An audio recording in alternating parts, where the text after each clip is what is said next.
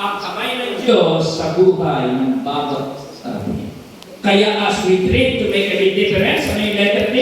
Develop a Christ-like character. Letter F, next letter, letter R. In Romans chapter 8, verse 18, it says, reveal Christ in your suffering. Kaya nga sabi sa atin, na madalang kasulatan, Romans chapter 18, ano po ang sabi? I consider, parang hindi ko, I consider that our present suffering are not worth comparing with the glory that will be revealed in us. Kaya ano sabi ni Apostol San Pablo? I consider that our present suffering are not worth comparing with the glory that will be revealed in us. Ilan sa inyo may mga suffering na nararanasan? In so many ways, we experience suffering, don't we? Ha? May mga suffering tayo saan? Ha? Sa ating buhay ngayon. May problema tayo sa pamilya, may problema tayo sa asawa, may problema pang pinansyal, may problema pang kalusugan. Napakarami nating suffering sa buhay na ito. Pero, hindi doon nagtatapos ang buhay natin. Hindi ba? Kaya we don't have to be discouraged. Kaya natin sabi ng Apostol San Pablo, I consider that our present suffering are not worth comparing with the glory that will be revealed in us. Yes, kung may hirap na yun, may sarap sa araw ng bukas. Amen? Ha? Amen? Ha? Kung hindi puro hirap ang buhay, kaya kung may hirap na yun, may sarap na darating.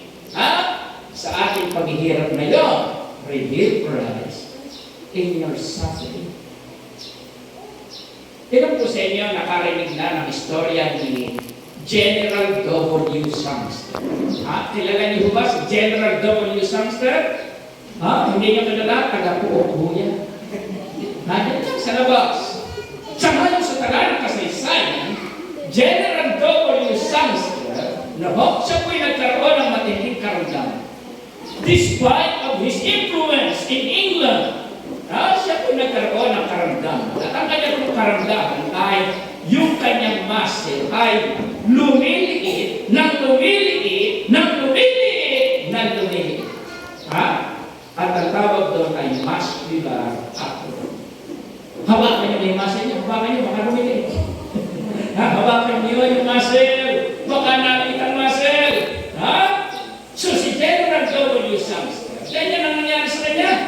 Hanggang sa siya hindi na makatayo, hanggang sa siya hindi na makalakad, sapagkat lumiliit na lumiliit ang kanyang masa. When he is about to die, alam niyo po sabi niya, my friends, just before I say goodbye, let me tell you, I am just a kindergarten of Christ's suffering. Mahal na mahal na mga kapatid, yung mga paghihirap natin sa lupang ito, just what? Just a kindergarten of Christ's suffering. Kung minsan bumibigay na tayo, kung minsan humihinto na tayo, kung minsan sumusuko na tayo. Mga kapatid, dream as we dream to make a big difference. Ano sabi? Letter R, reveal Christ in your suffering. Letter E, ano sabi? 2 Corinthians chapter 13 verse 5. Ano sabi sa atin? Examine. Ba't ba walang tamang talata? Ayan, tumama na rin. Ano sabi doon? 2 Corinthians 13 5. Examine yourself. What? Whether ye be in faith. Kaya as we try to make a big difference, mga pinamahal na kapatid, napakamahal na tayo unang titingin muna sa sarili natin. Di ba? Ang problema kung minsan, mas napopokus tayo sa ibang tao kaysa sa sarili natin. May mga pagkakataon na napopokus tayo sa buhay ng may buhay kaysa sa buhay natin. Sa kalagayan ng pananampalataya ng iba kaysa sa kalagayan ng pananampalataya natin. Kaya may mga pagkakataon, ayaw man natin aminin o hindi, nakakahusga tayo ng iba. nakakasakit tayo ng feeling ng iba. Bakit? Because we always compare ourselves to other people. At yan ang malaking dilema. Hindi ba? At kung minsan kapag ikukumpara natin ang ating sarili sa iba, ayaw natin na tayo'y mapapailalim. Gusto natin tayo ang laging una. Gusto natin tayo ang laging pita. Kaya ang sabi ng Apostol San Pablo, examine yourself. Examinin natin. Suriin natin. Di ba?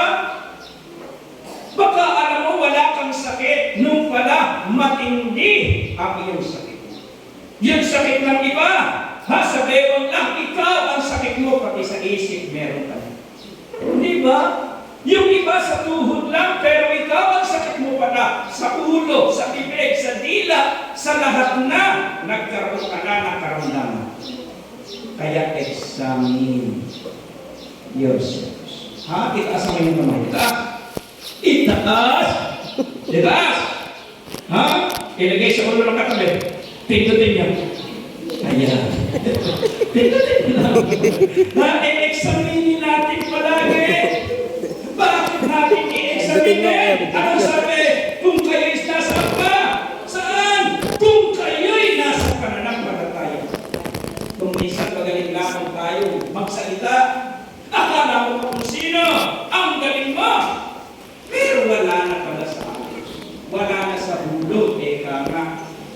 Hindi ba? Kaya sa buhay natin, as we try to make a difference, anong sabi?